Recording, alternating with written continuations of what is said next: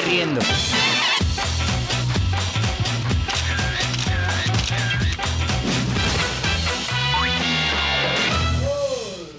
Palito Libre de todo el país. Ay, caray. Y más allá de nuestras fronteras, sean ustedes bienvenidos a Palitos y Bolitas. Son directos y de confianza. Mi nombre es Carlos Allende. ¿Cómo están mis niños? Espero que todo bien con sus vidas, ¿verdad? Sí, espero que todos están llegando a tiempo. Bueno, quienes votaron por Morena, entrando ya un poco en materia y olvidémonos de los detalles. Estoy seguro que quienes votaron por Morena para presidente hace 4 años seguramente tuvieron sus motivos, ¿no? Uno de ellos fue para tener un cambio en el poder. Y miren que en eso se han cumplido, ¿no? Muchas cosas cambiaron el 1 de diciembre de 2018. Una de esas ha sido las incansables contradicciones que hemos visto entre las altas cúpulas del poder. Andrés varias veces contradijo al exsecretario Arturo Herrera, ¿no? El secretario de Hacienda. Y hoy tuvimos otra gran contradicción protagonizada por Liz Vilchis, la pobre que tiene su sección pedorra de mentiras los miércoles, el secretario Adán Augusto López y el subsecretario Rogelio Jiménez Pons. Porque el exdirector de Fonatur, el que estaba encargado del tema del Tren Maya y Llano, había dicho que estaban trabajando en un decreto para mover operaciones aéreas del aeropuerto Benito Juárez al Felipe Ángeles. Pues hoy resulta que es falso, ¿tú crees, man? Siento que fue un poco mentira la del buen Rogelio, la verdad.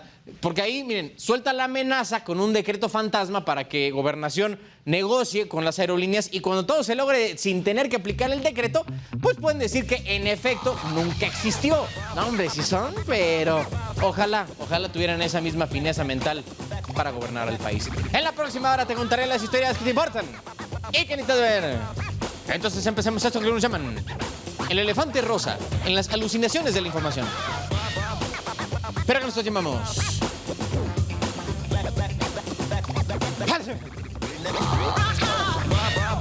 Bueno, ya saben que nos pueden escribir a nuestro WhatsApp 55 61 18 31 57. Ahí recibimos sus quejas, sugerencias o no, mi Jesus.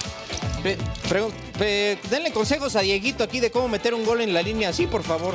Porque luego se le olvida cómo meter un gol. Se le olvida cómo meter un gol cuando nada más no hay portero enfrente.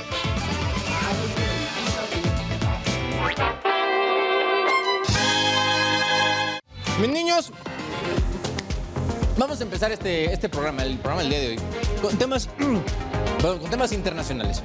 En la actualización del conflicto entre Ucrania y Rusia, ahí nos vamos a meter primero porque el Ministerio de Defensa ruso dice que el Pentágono, ven esta jalada, que el Pentágono, o sea, el Departamento de Defensa de Estados Unidos, hacía experimentos con ucranianos en un hospital psiquiátrico de Kharkov. O sea, ellos juran tener evidencia de que pasó, entonces todos de... Ok, güey. Según los rusos, que Estados Unidos usaron a pacientes, hombres de entre 40 y 60 años, con alto grado de agotamiento físico. Pero, o sea, cuenten bien el chisme, hombre. ¿Cuál era el experimento? ¿Qué estaban intentando hacer? Porque hacer un chisme a la mitad no nos sirve de nada. Hombre, cuéntenlo chido. Bueno, volviendo a temas de la guerra, 2 millones de personas ya lograron regresar a su casa en Kiev, si es que tuvieron la suerte de que ahí siguiera en pie. El alcalde de la capital y ex campeón de los pesos pesados, Vitaly Klitschko, pidió que se pongan buzos porque aún van a tener toques de queda y controles en algunas carreteras. Lo bueno es que las embajadas de Alemania, Países Bajos y Grecia en Kiev van a reabrir después de estar 3 meses cerradas. Ahora, en otros asuntos de rusa importancia, María Aliógina, que la ven aquí al lado de mí, es parte del grupo Pussy Riot, ¿no? Este grupo especializado en sacar de quicio a Vladimir Putin. Bueno, ella logró escapar de Rusia a pesar de tener 1 año de condena con restricciones de libertad por andar ahí de alborotadora, ¿no? Pues Pussy Riot es conocido por eso. Y ustedes se preguntarán, ¿cómo lo logró? Bueno, pues ella muy inteligentemente se disfrazó de repartidora de comida, ¿no? Ahí andaba con su mochilita y ahí está, mira, ese es su disfraz. Y así logró pasar la frontera. O sea, nada tonta la morra, la neta, pues sí, hay formas, ¿no? de huir de las dictaduras. Y bueno, oigan, la economía ucraniana, hablando de temas un poco más catastróficos, va a caer 30% este año cortesía de Rusia, ¿no? Pues como los tienen invadidos, pues no pueden producir lo que normalmente producirían, empezando por el tema de los granos. El Banco Europeo de Reconstrucción y Desarrollo puso que Rusia va a caer también 10%. La injusticia de la vida, güey. O sea, Rusia, que de por sí es lo que está invadiendo, va a tener la menor cantidad de consecuencias, al menos en el corto plazo. Ya veremos después. Bueno, oigan, y la cantidad de gas ruso que pasa por Ucrania bajó 18%, porque han de saber que buena parte de lo que acaba llegando a Europa pasa ahí por Ucrania, con ductos subterráneos, ¿no? El gobierno de Zelensky dice que tener a fuerzas rusas cerca de esas instalaciones clave estaba impidiendo el flujo habitual de gas, lo que no me hace mucho sentido, porque al final parte de los ingresos que Rusia tiene que sigue teniendo es porque su petróleo, pero sobre todo también del gas que le vende Europa. ¿Quién sabe qué será? Pero lo que sí sabemos es que en Europa ya no quieren ver gas ruso en sus casas. Pues que ya andan pensando cómo sustituir o bajar su dependencia y de paso darle un trancazo a Putin. Por eso ya no quieren ver gas ruso en Europa. Esa es la realidad de las cosas.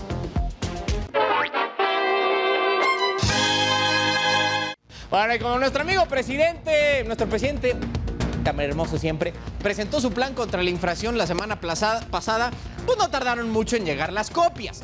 Es claro ahora que Joe Biden le copió a Andrés, o sea, hoy el presidente del Gabacho presentó su plan para combatir la inflación.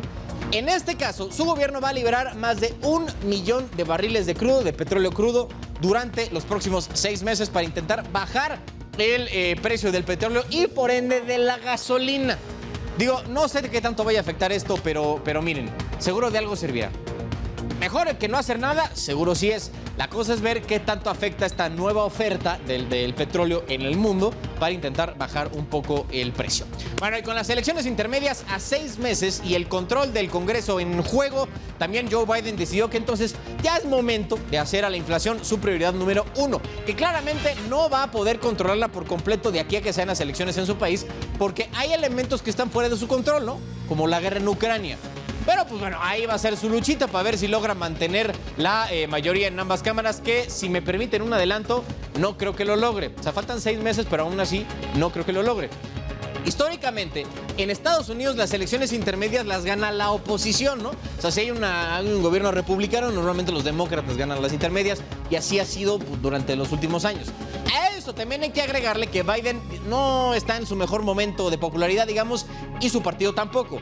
Entonces, resulta muy probable que pierda la microscópica mayoría que tiene en el Senado, y pues quién sabe si en la Cámara de Representantes también van a valer maíz.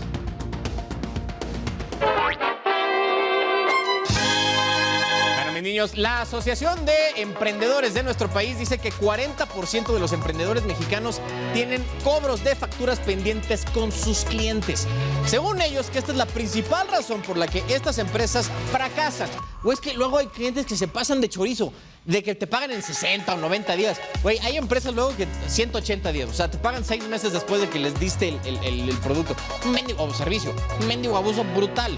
Pero bueno, la asociación tiene planeado crear 2 proyectos de ley o de reformas a la ley que den certeza de cobro a emprendedores sin cambiar mucho su derecho de acuerdos entre privados. Y bueno, en otros asuntos, en el primer trimestre de este año, su amigo el SAT devolvió a los contribuyentes, a los mexicanos, 193,706 millones de pesos. Yo no fui uno de esos afortunados, pero si tú tuviste la suerte de recibir una devolución, me alegro por ti. Este año fue 31% más que el año pasado y el más alto para un periodo similar desde que se lleva la cuenta.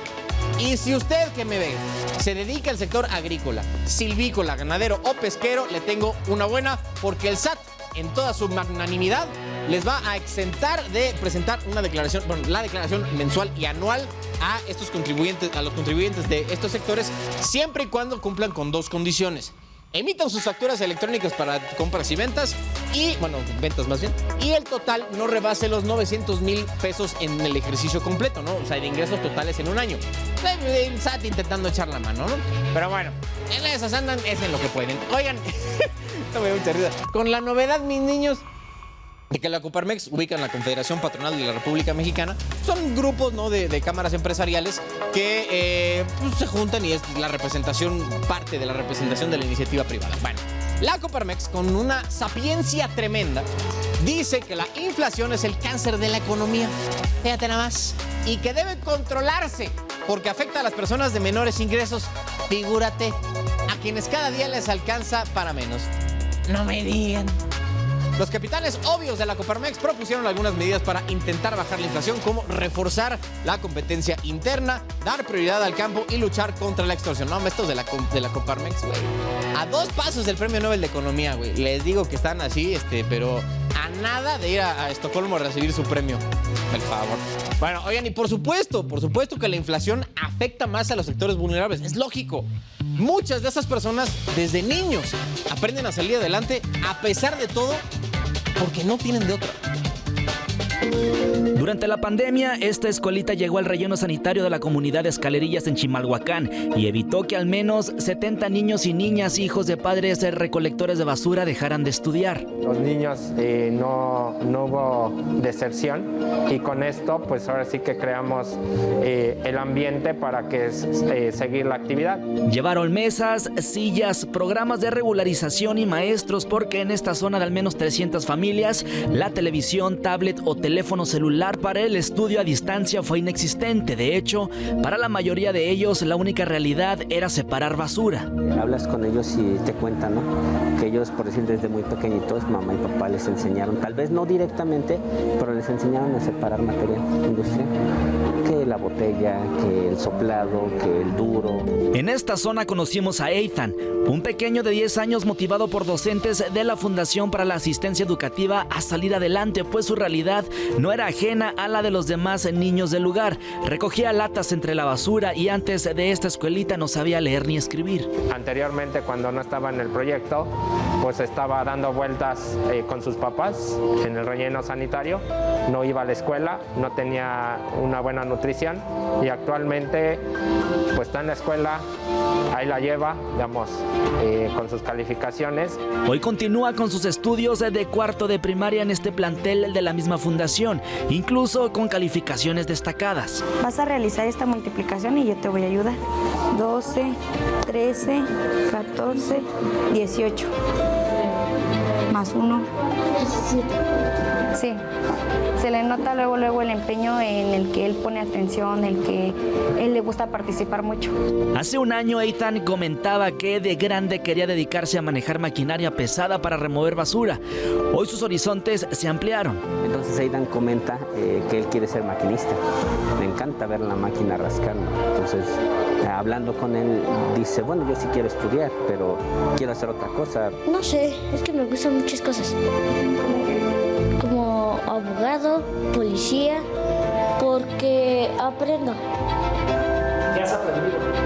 Las tablas, las divisiones, las restas y las sumas. Ah, y la lectura. Aquí conoció más allá del PET, cartón o latas. Conoció lo elemental para su desarrollo, por ejemplo, amigos y diversión sana. Porque me caen bien. Y fueron conmigo. ¿Y a qué juegan, por ejemplo, cuando salen? A las atrapadas, a fútbol, a los congelados, a los ponchados, policías y ladrones, luz verde, luz roja. Son realmente de reconocer niños que quieren salir adelante y que desde muy pequeñitos se dan cuenta del contexto donde viven. Con esta labor, la Fundación para la Asistencia Educativa busca mejorar las condiciones de vida de estos niños y niñas, plasmando una visión más allá del relleno sanitario. Lo que nosotros queremos es cambiarles el punto de vista de la comunidad, que se puede tener cosas buenas, que hay que trabajarlo. De acuerdo al INEGI, más de 5 millones de mexicanos no han aprendido a leer o escribir del todo. Ellos avanzan y en poco tiempo lo han hecho a pasos agigantados. ¿Quieres ser maestra? Sí. Oye, ¿y qué quieres ser cuando seas grande? Trabajar en el metro. ¿Quieres trabajar en el metro? Sí. ¿Ah, sí? ¿Y qué quieres hacer en el metro? Manejando. ¿Quieres trabajar en un hospital? Sí. Sí. Ethan será policía, bombero, abogado, aún es incierto. Pero lo cierto es que hay futuro. Que festejen y que le echen muchas ganas a la escuela. Antonio Anistro, Heraldo Televisión. Bueno, mis niños, pues ahí tienen, ¿no?, la historia de Ethan, y es momento de una entrevista intermedia, raro en estos casos, pero vamos a hablar con Mariana Calderón Aramburu, integrante del Observatorio de Reformas Políticas de América Latina, para darle seguimiento al Seminario de Derechos Humanos y Nuevas Tecnologías de la Información, que pues, aquí lo platicamos en algún momento. Este es el balance de la primera jornada de trabajos y para anunciar la agenda de mañana jueves. Mariana, ¿cómo estás? Muy bien, ¿y tú, Carlos? Muchas gracias por este espacio y saludos a todo tu auditorio. Hombre, siempre un placer, Mariana. Entonces, cuéntanos cómo estuvo el asunto de este encuentro sobre derechos humanos y temas de tecnología de la información. Pues excelente y muy relevante, y marcar la importancia que tuvo esta realización por parte del Consejo Asesor Jurídico de la Academia Mexicana de Comunicación, con este objetivo de divulgar, promover los derechos humanos que tienen cabida en el uso de Internet y en las redes sociales, y en particular este derecho a la libertad de expresión, ¿no? Esto parte de esta idea de la comunicación en Internet y redes sociales, que es de manera horizontal y en el cual todos nos volvemos parte de esa comunicación, ¿no? Entonces, el ejercicio que se realizó el día de hoy fue un gran ejercicio. Colaboraron muchas instituciones de gran relevancia académica. Colaboró la Universidad de Anáhuac, la Universidad Panamericana, la Escuela Libre de Derecho, la Barra Mexicana de Abogados, la Universidad Iberoamericana, la Universidad Nacional Autónoma de México, y contamos también con el apoyo del Heraldo, ¿no?, que se sumó a estas actividades como parte del convenio que suscribió con la UNAM, a partir de esta preocupación de blindar y proteger a todos los periodistas en esta difícil situación que hay en México, ¿no? Un poco analizando qué pasó el día de hoy, se desarrollaron dos mesas muy relevantes que tuvieron que ver con el propio derecho a la libertad de expresión y la colisión que existe frente a otros derechos, ¿no? Se hizo un análisis de la construcción constitucional, de los marcos convencionales en materia de derechos humanos que tienen que ver con la libertad de expresión, y su interacción con otros derechos. Se discutió cómo los derechos pueden verse relacionados o incluso colisionados y afectados cuando se hace uso del Internet y de las redes sociales. ¿Y qué otros derechos hay involucrados? Porque en el uso de Internet y redes sociales no nada más encontramos la libertad de expresión, encontramos el derecho a la honra de las personas, el derecho de las audiencias, la información, el derecho a la información, el derecho a la privacidad, la dignidad, incluso la presunción de inocencia, que es un derecho indispensable y que a partir de ese manejo que hay de redes sociales a veces puede verse afectado. Entonces, a grandes rasgos, de manera muy simple, te cuento que fue eso, pero bueno, fue mucho más profundo y fue una actividad muy relevante con grandes académicos que hicieron aportaciones muy interesantes para contribuir a este debate. ¿Y para mañana qué hay? Para mañana, dos mesas muy interesantes. Comienzan a partir de las 9:30 de la mañana. La primera tiene que hablar con un tema trascendental y sustantivo, particularmente en México, que es la veracidad y la falsedad en los contenidos de Internet. Actualmente hemos visto que eso se está convirtiendo en un tema relevante. Sin duda. Y a partir de en esa mesa se va a analizar la forma y el manejo que se le puede dar a la desinformación y cómo los diversos sujetos implicados en el uso de Internet y las redes sociales pueden y deben actuar al respecto, ¿no? En este espacio de corresponsabilidad, ética y coordinación que tenemos que tener todos los actores que estamos inmersos en las redes. Y la segunda mesa habla de sociedad, opinión pública y nuevas tecnologías. Y aquí se van a abordar elementos de esta participación horizontal que tenemos todos en las redes sociales, porque estábamos acostumbrados que la comunicación se manejaba en un esquema de verticalidad, ¿no? Los ciudadanos éramos espectadores, pero a partir de las redes sociales y del Internet somos parte activa de la comunicación. Entonces ya vivimos en un plano de horizontalidad y derivado de eso nos convertimos en actores activos y por lo tanto tenemos que ser responsables. Todos los usuarios de las nuevas tecnologías, incluso somos parte de esa opinión pública, ¿no? Entonces creo que se van a analizar estos puntos de vista y va a ser muy interesante poder ver cómo tanto los medios de comunicación como la parte académica, como los ciudadanos y los propios actores políticos tenemos que activarnos y trabajar conjuntamente por la potencialización del derecho a la libertad de expresión. Claro. Pues bueno, estaremos viendo qué es lo que pasa. Por lo pronto, Mariana Calderón Aramburu, integrante del Observatorio de Reformas Políticas de América Latina, gracias por estar en Palitos y Bolitas. Gracias, Carlos. Saludos a todos y los invito a que mañana nos acompañen. Claro que sí, la invitación está hecha. Vayan.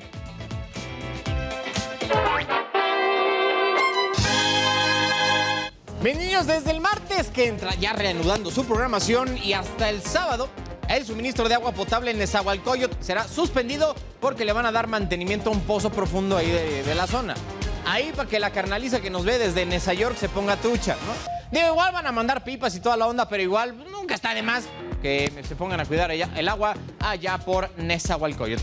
Y bueno, si tienen la duda, estas van a ser las colonias afectadas: Loma Bonita, Reforma, Las Águilas, La Perla, Vicente Villada, Juárez, Pantitlán y El Sol.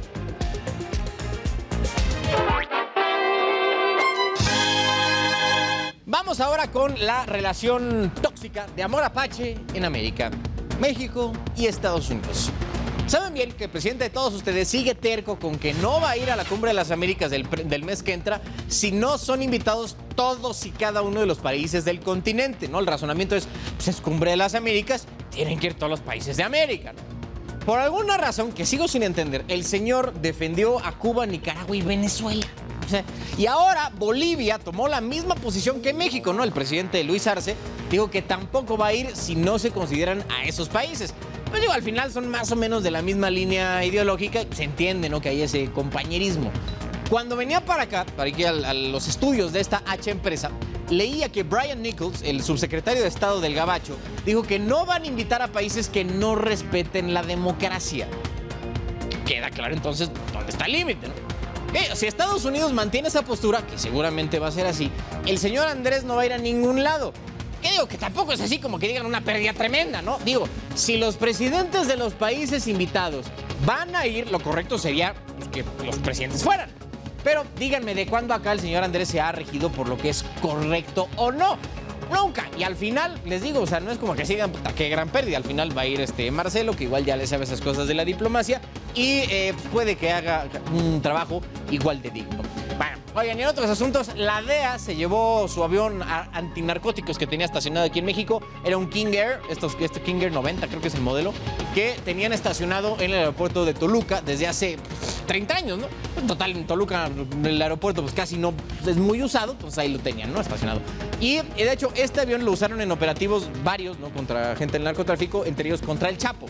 Digo, lo sacaron, no es como que ya no les alcanzara para pagar la renta porque ya no les gustó Toluca. La cosa es que el gobierno mexicano les quitó su lugar de estacionamiento, o sea, les quitaron su pensión, casi. Entonces, ¿por qué la insistencia, yo no entiendo, de darle la torre a la DEA y lo que haga en México? Digo, ya pasó con la disolución del equipo de élite, ¿no? Que tenían en nuestro país, y ahora pues, quitándole sus aviones, mano.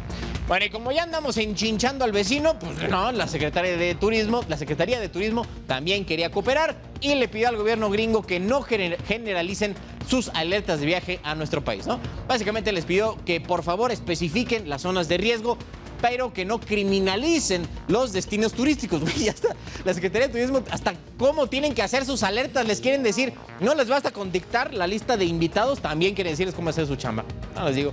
O sea, pueden no estar de acuerdo, que se vale, ¿no? Con cómo se hacen las alertas de viaje. Pero esas alertas que haga Estados Unidos las hace por estado de la República, por estado de México. Aquí les están pidiendo casi que le hagan por municipio. Pues no manchen, güey. Obviamente no. Oigan, mis niños, durante los primeros 3 meses de este año, las 6 refinerías que conforman lo que conocemos como el Sistema Nacional de Refinación estuvieron operando al 50% de capacidad en destilación primaria, que suena como poco, pero ese es su mayor nivel de los últimos 5 años. Que a pesar de este dato positivo para ellos, o sea, para el plan, aún está lejos de la meta de 80% que propuso la Secretaría de Energía. Que otra cosa que no va a cumplir la Secretaría de Energía es entregar la refinería de Dos Bocas a tiempo, pero bueno, eso es otra cosa. Oigan, y en más temas energéticos, parece que tenemos indicios, pistas de un posible yacimiento de petróleo que sería compartido entre Pemex y la italiana Eni en aguas someras de nuestro país. Si se confirmara el descubrimiento, este sería el segundo caso en que la empresa productiva del Estado comparte con otro operador privado. El primero fue Sama, el campo Sama, con la empresa Talos Energy. Pero al final, CENER, la Secretaría de Energía, le asignó a la Pemex el campo por sus tompiates, y a ver si no hacen lo mismo con que la neta no me extrañaría. Vean que hacen lo que se les da la regalada gana. Ay, ¿esto qué es? Ah, no, ahorita no quiero actualizar el software, gracias. Primero que nada le vamos a mandar un absoluto saludo. Esa es tu... mira, please, un saludo para mi mamá, se llama María del Carmen Salas. Sería un buen regalo del 10 de mayo. Salud. Bueno, ya es 11 de mayo, pero no importa. Le mandamos un saludo, como de que no, a María del Carmen Salas. Claro que yes. Dice por acá: hola, buenas tardes a todos en el estudio. Eres bien. Y dicen las cosas como son y sin pelos en la lengua, me imagino. Pues así ahí como se tienen que decir las cosas, ¿no? Básicamente. Dice: hola, Concha, mi mamá, César, mi marido y yo, Ara, te estamos viendo, nos encanta el programa. Qué buen gusto tienen todos ustedes. Me cae Concha, César y Ara. Qué bueno que nos ven, ¿no? Y nos visitan por estos lugares. Gracias por dejarnos entrar a sus casillas para contarles la historia de cada día. ¿Vale? Todavía tenemos más para todos ustedes. Bien, niños, hoy la primera sala de la Suprema Corte discutió y votó un proyecto de amparo que proponía eliminar la cantidad límite que existe para que una persona pueda traer consigo marihuana siempre y cuando sea para uso personal, ¿no? Lo que se conoce como posesión simple, no es posesión con intento de venta. El proyecto fue aprobado 3 votos a favor contra 2. Los votos a favor fueron del malabarista léxico, el ministro Ortiz Mena, la ministra Ríos Farjat y el ponente, ¿no? El que propuso este proyecto, el ministro González Alcántara. En contra votaron el ministro Pardo y la ministra Piña. El tema es que no se tuvo el resultado que todo el mundo estaba esperando. Con esa votación de 3 contra 2 se evita que este se vuelva un criterio obligatorio para todos los jueces del país, lo que cae en absoluta incongruencia con lo que decidió la propia Corte hace 6 años. Porque por un lado dicen: claro, tú tienes el derecho al libre desarrollo de la personalidad, por tanto, tienes derecho al consumo de marihuana, ¿no? De quemarle las patas al diablo. Lo que uno no entiende es cómo voy a consumir marihuana, como decidieron ellos mismos que es mi derecho, si no tengo permitida su posesión, que es por generación espontánea o qué. Es un sinsentido brutal que hoy pudo haber sido resuelto, pero les dio miedo. Bueno, y otro tema de la Corte de llamar la atención fue que el ministro presidente fue a Santa Marta, Catitla, para hablar, ¿no?, con las internas que busquen o que quieren que se revisen sus casos. Cuando salió, dijo que, como lo he dicho en varias ocasiones en este programa, que eso de la prisión preventiva oficiosa es una jalada, un despropósito absoluto que atenta contra los derechos humanos y está diseñada, esto ya es apreciación mía, para dar una ilusión de efectividad a las fiscalías. Ya lo dijo el presidente de la Corte, ya no soy solamente yo, ya tiene más peso que lo diga Saldívar, ¿no? Que bueno, durante su visita claramente tenía que hablar con Rosario Robles, pues ya también está internada ahí. Pero le preguntaron sobre este asunto, el ministro dijo que no hablaron de los detalles de su caso. Por favor, habrán hablado del partido de las Chivas, ¿no? Me imagino. ¿De qué otra cosa van a hablar, hombre? Y fue ella quien me hizo llegar estos formatos temáticos para analizar cuestiones como prisión preventiva oficiosa, prisión preventiva justificada, debido proceso, juzgar con perspectiva de género, es algo que les preocupó mucho a las mujeres. Muchas de ellas están aquí simplemente por delitos que cometieron sus parejas. Bueno, ahí está el asunto con este de la visita, ¿no?, del ministro Saldívar, que eso es, de hecho, es nuevo, ¿no? Nunca antes se había hecho. Pero bueno, oigan, después de que se filtrara en otros asuntos, después de que se filtrara el reporte del tercer informe del peritaje que hizo DNB a la línea 12, se acordarán que pues, ya estábamos comentando unas cositas. Oficialmente ya ha salido a la luz las causas por las que las vías colapsaron, según DNB. La conclusión es que después de años de uso se empezaron a hacer grietas, ¿no?, que con el paso del tiempo y del uso normal de esta obra, los pernos, pocos y mal colocados, se separaron de las vigas y eso comprometió el diseño de toda la estructura. Poco a poco se pandearon estas vigas que les cuento hasta colapsar. A esta falla la bautizaron como falla en cascada, ¿no? Así es como lo puso DNB en su informe. Y hoy el secretario de Obras, a eso que como la tardecilla, y que fue como a la 1 de la tarde, una cosa así, el secretario de Obras y la de Protección Civil intentaron dar sustento, sin lograrlo, en mi humilde opinión, a sus reclamos. Hicieron, la neta, observaciones muy básicas y poco contundentes sobre las supuestas inconsistencias en el reporte que justificaban la demanda que ahora van a emprender y el no aceptar el informe como DNB lo propuso, ¿no?, o lo entregó. Ya no voy a decir más porque no me quiero enojar, pero es ridícula la defensa que intentaron hacer hoy.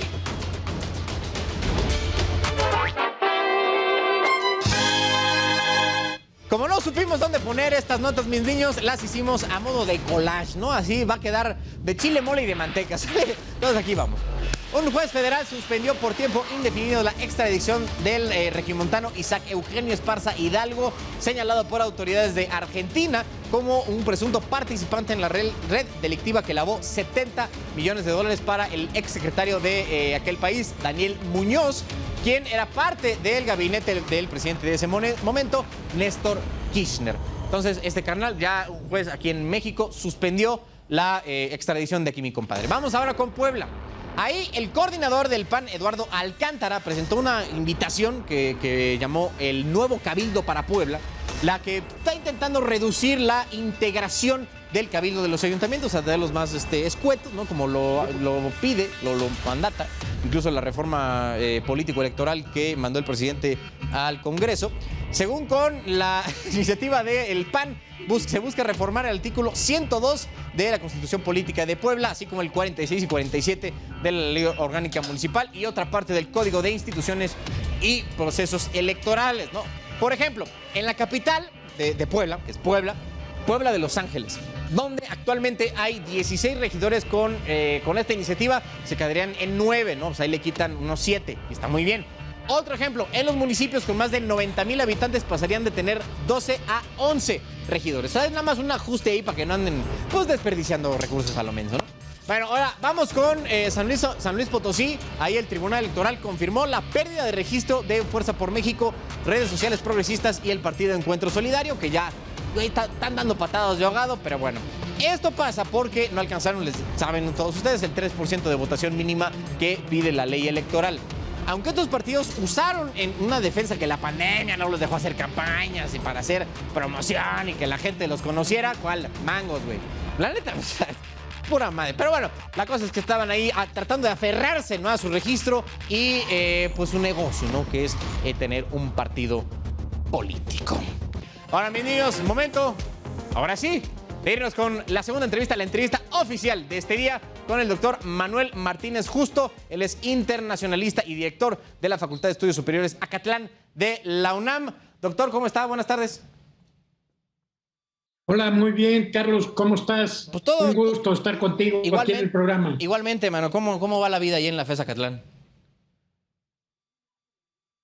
Ahí la vamos llevando muy bien, vamos terminando el semestre de manera muy adecuada y eso ya es ganancia a estas alturas. Sí, mano, la pandemia sí dio un poco en la torre, ¿no?, a todo el asunto de las estudiadas, pero bueno, no estamos aquí para hablar de eso, doctor.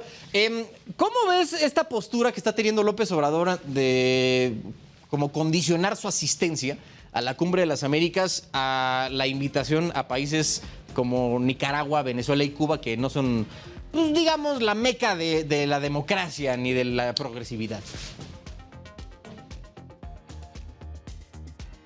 Uy, creo que se nos quedó ahí medio congelado el doctor Manuel Martínez. Justo, ahí estamos. Perdón, doctor, ¿estamos por ahí? Sí, perdón, aquí estoy. El internet a veces nos juega malas pasadas, así que te pido una disculpa a ti y a todo tu teleauditorio, ¿eh? No se preocupe. Entonces, le decía, doctor, que cómo podemos entender esta postura del presidente. Bueno, yo creo que como todo es una posición válida por el parte del presidente de México, Andrés Manuel López Obrador, pero sin embargo esto es algo que se ha venido dando reiteradamente siempre en todas las cumbres de las Américas. Las cumbres de las Américas surgieron en un principio, allá por el año 1994, como una alternativa a una cumbre iberoamericana que se celebraba en torno a España y Portugal. Y entonces, frente a eso, Estados Unidos creó esta cumbre de las Américas para generar ella un diálogo con los países latinoamericanos en torno a Estados Unidos y Canadá. Y siempre se ha discutido esto, quiénes deben participar y quiénes no. Y eso queda siempre a criterio y de acuerdo a la disposición de los países, primero, que son sede de esta Cumbre de las Américas, y segundo, de los otros países que pueden enviar alguna representación o no, están en esa libertad para participar en la misma. Quiero decirte, mi querido Carlos, que en algunas ha participado Cuba, Venezuela y otros países, mientras que en otras, siempre en aquellas que se realizan en los Estados Unidos, ninguno de esos países ha sido invitado ni tampoco han participado. Así que todo depende más bien del lugar en donde se celebre y de la disposición de los países anfitriones para invitar o no a quienes participen ahí, y no depende de nosotros. Nosotros no somos el centro del mundo, ni tampoco lideramos a los países de esta izquierda progresista latinoamericana. Así que creo que es una opinión válida, una posición válida por parte del presidente, pero que no va a tener muchas modificaciones en lo que decida el presidente Biden en los Estados Unidos. Pero yo también soy de la opinión que la verdad es que no va a cambiar mucho la posición. O sea, porque así el presidente de México diga, si no invitas a estos tres, no voy, pues te va a decir, pues no vengas, güey. O sea, la neta es que te va a decir, pues, o sea, porque al final la postura que estaba leyendo con el subsecretario Nichols de allá de Estados Unidos es que no tienen planeado invitar a aquellos que ataquen o falten a lo que se conoce como democracia, ¿no? Que pues ahí tenemos más o menos claro por dónde va a ir el tema de las invitaciones. Pero lo que te quería preguntar, doctor, es ¿por qué crees que está tomando esta postura? O sea, de condicionar su asistencia. Bueno, yo creo que tiene que ver con la atracción de una parte de su electorado, una parte de la izquierda, que desde luego ve con simpatía esta posición de mantener cierta distancia con nuestro vecino del norte. Entonces, discursivamente está muy bien, le viene muy bien en ese sentido. Segundo, también le viene muy bien en este carácter de convertirse en un líder de la izquierda progresista de los países latinoamericanos. No es casual que aquellos países latinoamericanos con una posición de izquierda progresista pues aplaudan también esta posición de López Obrador, entre ellos desde luego Nicolás Maduro, entre ellos desde luego Díaz-Canel de Cuba, entre ellos, por ejemplo, Bolivia, y tal vez habrá que esperar en su momento a la posición de Alberto Fernández allá en Argentina. Pero en general también vamos a ver que, por ejemplo, Bolsonaro seguramente no acudirá a la cumbre, y ahí nosotros no estamos ganando ningún adepto con este tipo de declaraciones. Por lo tanto, esta declaración yo la encuadraría básicamente en torno a esos dos asuntos. Uno, ganar a una parte de la izquierda mexicana que ve con simpatía esta declaración del presidente López Obrador, y segundo, también ganarse la confianza y la simpatía de los países de esa América progresista, que desde luego ven también a México, pues si no como líder, sí como alguien que puede llevar su voz al diálogo con Estados Unidos o con otros países cuando así les convenga. Oiga, doctor, por último, ¿cuál es tu pronóstico? ¿Qué crees que va a pasar con esto? Bueno, pues básicamente lo que va a ocurrir, mi querido Carlos, es que Estados Unidos va a seguir con su agenda, va a exigir el respeto a las democracias, el respeto a los derechos humanos y el respeto a una serie de temas que tienen que ver con su visión acerca de la política y la gobernabilidad hacia el continente americano. Y desde luego también va a tratar de aglutinar al mayor número posible de países para hacer un contrapeso frente a estos otros países de la izquierda progresista latinoamericana que para ellos no son un ejemplo de democracia para América Latina.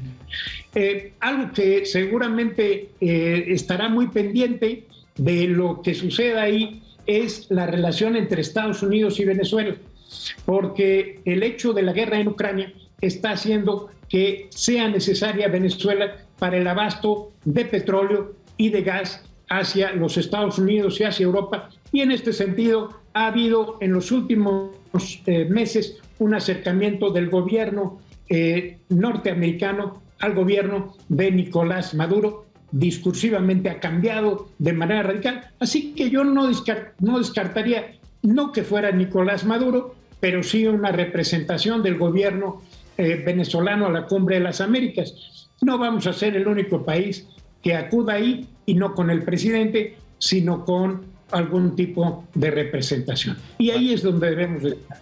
Pues sí, pues la verdad es que sí, es importante estar ahí, pero pues bueno, ya dependerá saber pues, qué es lo que decía al final, si va a ir el presidente o no. Doctor Manuel Martínez, justo internacionalista y director de la Facultad de Estudios Superiores FES Acatlán, muchas gracias por haber estado hoy en Palitos y Bolitas.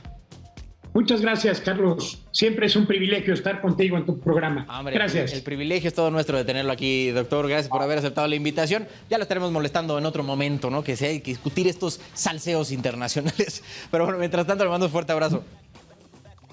Muchas gracias. Este baile internacional cada vez se pone más interesante. Sí, no, un gran abrazo. Fuerte abrazo, claro que sí, doctor. Y nosotros nos vamos. Un corte. Volvemos con la historia de Vitol y Pemex. ¿Por qué el presidente le tiene manía? ¿De qué te estás riendo?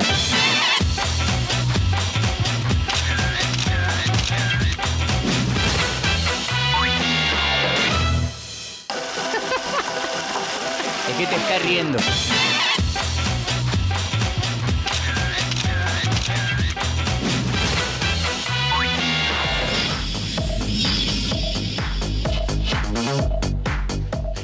El presidente de todos ustedes lleva 2 semanas agarrando su dedo flamígero contra una empresa que tuvo que haber sido noticia por varios días hace mucho tiempo, pero entre tanta cosa que pasa en este país pasó medio desapercibido los escándalos de corrupción de Vitol, una empresa extranjera que pagó sobornos a funcionarios mexicanos. Otra más.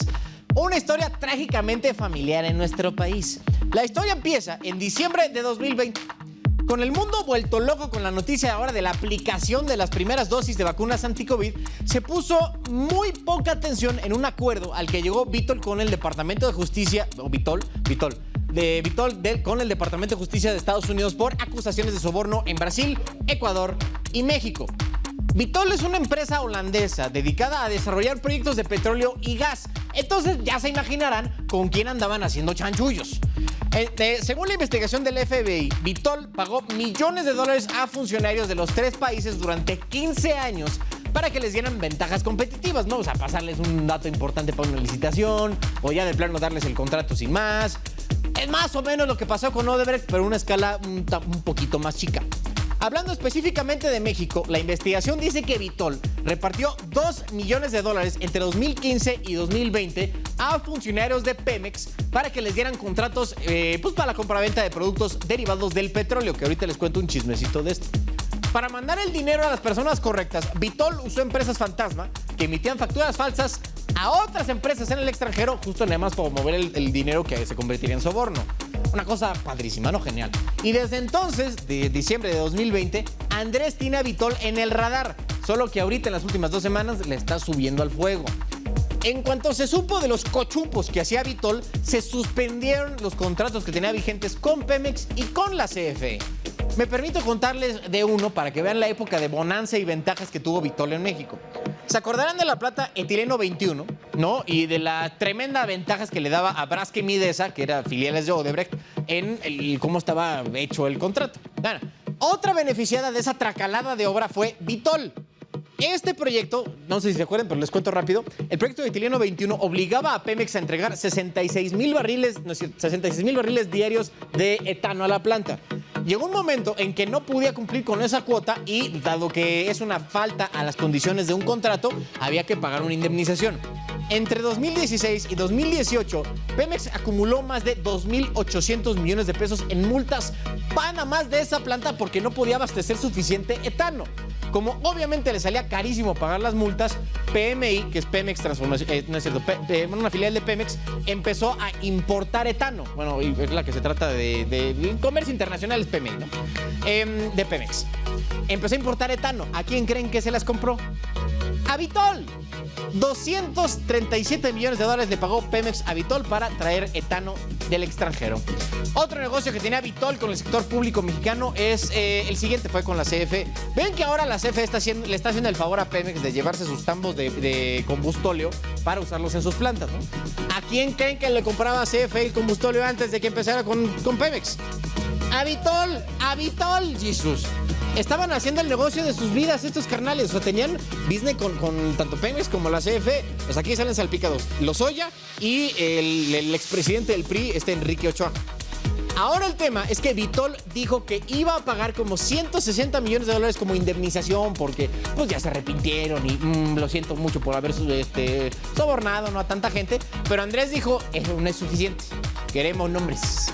Entonces está exigiendo que Vitol les diga a quién cariño santo sobornaron, ¿no? Y al final tiene sentido, ¿no? Si Vitol ya está en plan de cooperar, pues que coopere bien y no a medias. Pero pues, ¿qué dicen estos güeyes de Vitol que no tienen esos datos? Por favor. Habrán pagado sobornos a ciegas, ¿no?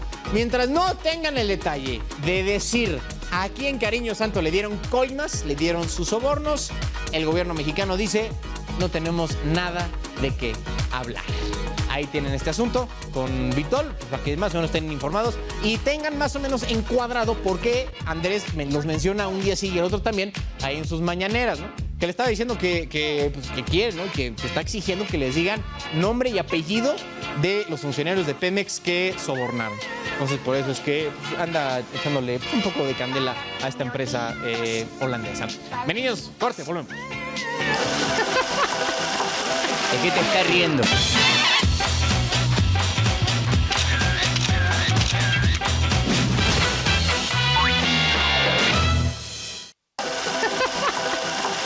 ¿De qué te estás riendo?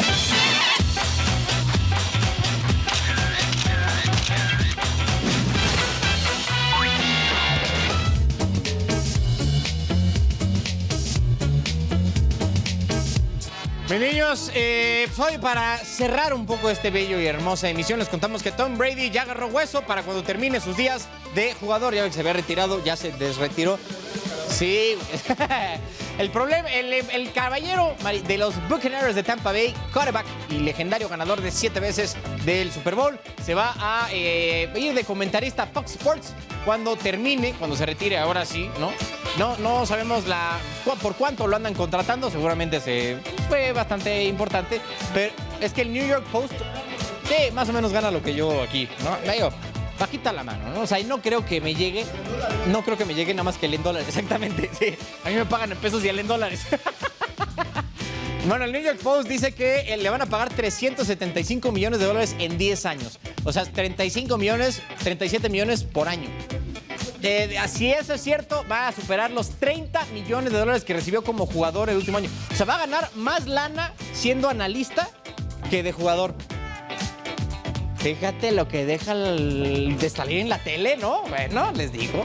Oigan, la empresa Electronic Arts va a poner fin a 20 años de alianza que tenía con la FIFA, mientras la compañía está preparando para el 2023 en colaboración con más de 300 socios el lanzamiento de una plataforma de juego en línea. Ahora ya no se va a llamar FIFA el año, ya va a ser EA Sports FC, una cosa así.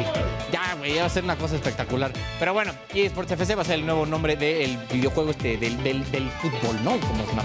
Oigan, y Google firmó acuerdos para pagar a más de 300 editores en Alemania, Francia y otros 4 países de la Unión Europea por sus noticias, fíjense, y pondrá en marcha una herramienta para facilitar que otros agreguen contenido y al final les paguen. Los editores de noticias llevan tiempo pidiendo a sus gobiernos que garanticen que estas plataformas en línea paguen una remuneración justa por sus contenidos, porque dicen que al final estos carnales nada más están aprovechando de lo que ellos publican para ellos luego tener vistas y generar dinero. O sea, ahí nada más está como tratando de cerrar el círculo y que los medios de estos países que les cuento pues, les llegue la lana que en teoría dicen que les corresponde. Y hablando de lana que les corresponde, Disney no solo produce historias con final feliz. Resulta que una mujer descubrió la infidelidad de su esposo con la niñera por una foto que fue tomada en Disney durante un viaje familiar. Los hijos de su maíz iban sentados atrás de ella en el Splash Mountain y ella pues, no se dio cuenta, ¿no? Pero al ver la foto notó que iban muy, pues así ya saben, la mirada, ¿no? Indistinguible de te quiero y no. Reclamaron evidentemente y eso terminó en divorcio. La historia terminó poco tiempo después. El hombre y la niñera empezaron a vivir juntos en la misma casa que estaban su esposa original y ella. O sea, no, luego hay una cosa que pasa aquí en este planeta, güey, que yo no entiendo. También, o sea, estás viendo que toman fotos, todo el mundo sabe que el Splash Mountain toma fotos en algún momento y este güey anda ahí echándole ojitos a su cuerno. Pues no manchen, güey. Oigan, y Kanye West, yo sé que esto les importa mucho. Kanye West fue demandado por un pastor de Dallas por violación a los derechos de autor porque parece ser que el guía religioso dice que el rapero usó más de 20% de uno de sus sermones sin permiso en la canción Come to Life, que es parte de su álbum Donda, que ocupó el lugar más alto en la lista de Billboard el año pasado. Esta, han de saber, no es la primera vez que a Kanye le cae una demanda por andar de plagio, y esta incluye a Universal y a sus filiales, la empresa encargada de producir este disco. Hazme el favor, güeyarro, plagiándole a un pastor. No me digan eso. Digo, los tacos son muy buenos, pero ¿por qué le quitan sus discursos, ¿no? A los pastores, a los líderes religiosos.